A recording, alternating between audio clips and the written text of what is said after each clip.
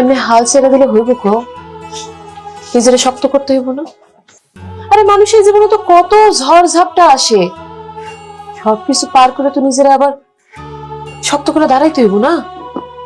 বৌরে, আমি তো বহু চেষ্টা করতেছি শক্ত হইতে, আমি তো পারতেছি না। যখন ঋণের কথা মনে হয় কি আমার মাথায় আকাশ ভেঙে পড়তেছে। এত টাকার ঋণ আমি কেমনে দিব কত? আল্লাহ কোনো না কোনো একটা ব্যবস্থা করে দিব। বৌরে, কত স্বপ্ন আসছিল আমি বিদেশ যাব, বিদেশে গিয়ে ঋণ পরিশোধ করবো, জমি জামা কিনবো, এই বাড়িটারে সুন্দর করবো, আমগো নতুন অতিথি আইব।